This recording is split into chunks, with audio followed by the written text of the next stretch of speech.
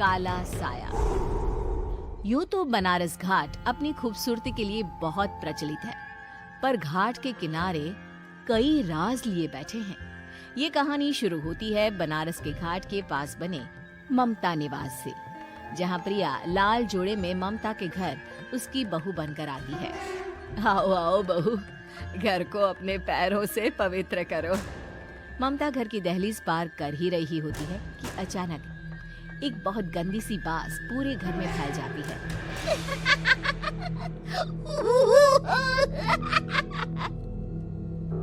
ये बदबू और ये आवाजें, ये कौन हंस रहा है माँ? अब ये पड़ोसी ना हमारे थोड़े अलग से है। कहाँ हम शाकाहारी और ये मांस मच्छी खाने वाले। छोड़, तू ध्यान मत दे और गृह प्रवेश कर। और हाँ बहू, अपनी सास की एक बात हमेशा याद रखना, इन पड़ोसियों से तो कभी बात नहीं करेगी। अच्छे लोग नहीं है ये। अपनी सास की ये बात मानेगी ना बेटा? हाँ माँ, जो आपकी मर्जी, मैं उनसे बात नहीं करूंगी। अगले दिन प्रिया अपनी पहली रसोई बनाने रसोई घर में जाती है। ये छोटी बात तो नाक में जा रही है। एक काम करती हूँ, खिड़की खोल देती हूँ। प्रिया खिड़की खोलने जाती है। इतने जाले, लगता है इस खिड़की को कभी खोला ही नहीं गया। पर ऐसा क्यों? ओह, नॉन वेज की स्मेल आती होगी ना। 2 मिनट के लिए खोल लेती हूँ, फिर बंद कर दूंगी। प्रिया खिड़की खोलती है। खिड़की खोलते ही उसकी नजर सामने वाले घर की खिड़की पर पड़ती है, जहाँ एक लड़की खड़ी होती है, हाथों में मेहंदी, लाल रंग की साड़ी, बिल्कुल सजी धजी, मानो प्रिया की तरह ही वो भी नई नवेली बहू हो। वो प्रिया को देखकर मुस्कुराती है। हे भगवान, माँ ने तो इनसे बात करने को मना किया था। प्रिया फौरन ही खिड़की बंद कर देती है और तवे पर चढ़े रोटी की ओर देखने लगती है, पर वहाँ रोटी न होकर मछली पड़ी होती है। ये क्या? पहली ही रसोई में इतनी बड़ी गलती। हे भगवान, अब मैं क्या करूं? प्रिया बहुत डर जाती है और फौरन रसोई की सफाई करने और फिर सभी के लिए खाना बनाने लग जाती है। जब वो सबको खाना परोसती है, सब तो ठीक है, मैं बेकार में चिंता कर रही थी। हे भगवान, ऐसे ही बस अपनी कृपा बनाए रखना। रात के वक्त जब सब सो रहे होते हैं, तब प्रिया को पायल की आवाज सुनाई देती है, जिससे उसकी आंख खुल जाती है। ये पायल की आवाज कहाँ से आ रही है?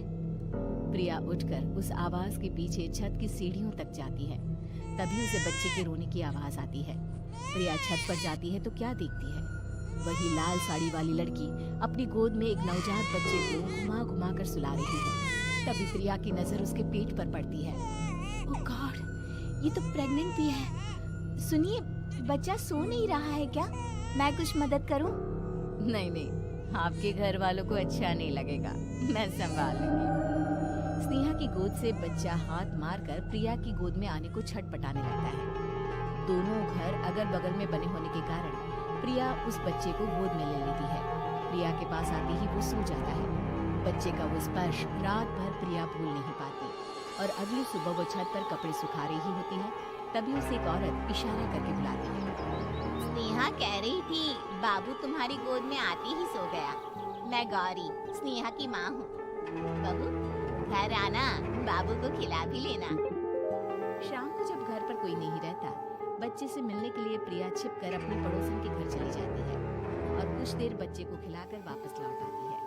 इसके कुछ दिन बाद ही प्रिया को पता चलता है कि वो माँ बनने वाली है।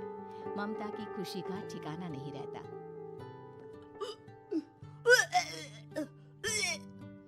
माँ जी, पता नहीं क्यों उल्टी आ रही है। प्रिया भागती हुई वॉशरूम में जाती है तो हरे और लाल रंग की उल्टी करती है।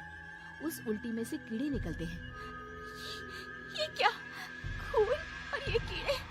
माँ! माँ! प्रिया की आवाज सुनकर ममता दौड़ कर आती है, पर बेसिन में कुछ नहीं होता। प्रिया हक्की बक्की रह जाती है। ये सब क्या हो रहा है? प्रिया घबरा जाती है और अपने कमरे में जाकर सो जाती है। डर के कारण वो इतनी थक जाती है कि उसकी आंख लग जाती है। उसे ऐसा लगता है उसके पेट पर मानो कोई बैठा हुआ हो।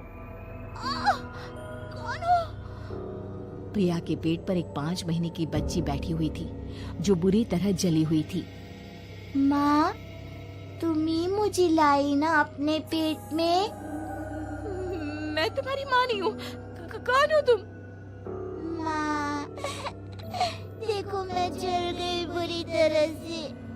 6 महीने पेट में रहने को भी मुझे नहीं मिला। सहला दो ना माँ। बचाओ, बचाओ, माँ। ममता दौड़कर कमरे में आती है। प्रिया की बातें सुनकर वो सब समझ जाती है। तू कहीं बगल वाले घर में तो नहीं जाकर आई ना बहू? मुझे माफ कर दो, मैं गई थी माँ। उस घर में सब मरे हुए हैं बहू। कई साल पहले स्नेहा उस घर में बहू बनकर आई थी। कुछ ही दिन में वो एक बच्चे को जन्म देने वाली थी। पूरा घर बच्चे के आने की खुशी में खोया था कि एक दिन अचानक उस घर में आग लग गई। सब बुरी तरह जलकर मर गए। गौरी आज भी दादी बनने का इंतजार कर रही है और इसीलिए स्नेहा ने अपना अजन्मा बच्चा तुम्हारी कोख में डाल दिया। ममता ये कह रही होती है कि पीछे से उसके पैरों को एक बच्चा पकड़ लेता है। दादी, दादी। माँ, स्नेहा की गोद में यही बच्चा था। ये बच्चा कौन है फिर? तेरी मौत है। तेरी भी दादी। जिस चीज का ममता को डर था वही हो गया। ममता निवास के ऊपर मौत में चादर बिछा दी थी। प्रिया का पेट ऐसे ही बढ़ जाता है मानो 9 महीने का हो। 2 हाथ उसके पेट से बाहर निकलते हैं। बहू, संतोष को फोन कर, किसी पंडित जी को बुला बहू। प्रिया का पति भागता हुआ घर आता है। ये तो होना ही था माँ। तेरा पाप तेरे सामने आ गया तो तू सह नहीं पा रही है। स्नेहा घर में आग लगी नहीं थी, माँ ने लगाई थी प्रॉपर्टी की लालच में। और वो बच्चा मेरी पहली पत्नी का बच्चा है, मेरा बेटा, जो कि उस आग की चपेट का शिकार हो गया था। मैंने तुमसे ये सब माँ के कहने पर छुपाया था। मुझे माफ कर दो प्रिया। तुम अगर चाहो तो यहाँ से जा सकती हो। मैं तुम्हें किसी भी बंधन में रखना नहीं चाहता। मेरी शादी हुई है आपसे, मैं आपको छोड़ नहीं सकती, पर उससे पहले हमें स्नेहा, उसकी माँ और बच्चे की आत्मा की शांति करवानी होगी। संतोष और ममता गौरी के घर जाते हैं। अंदर सब कुछ जला हुआ होता है। जमीन पर जली हुई लाशें बिखरी हुई थी। ममता रो रो कर अपनी करने की माफी गौरी से मांगती है। प्रिया स्नेहा के घर वालों का अंतिम संस्कार करवा देती है और ममता निवास फिर से आत्माओं के साए से मुक्त हो जाता है। ऐसी ही रोचक मनोरंजक कहानियाँ देखने और सुनने के लिए हमारे वीडियो को लाइक करें, दोस्तों को शेयर करें तथा हमारे चैनल बचपन पैम्पर को सब्सक्राइब करें।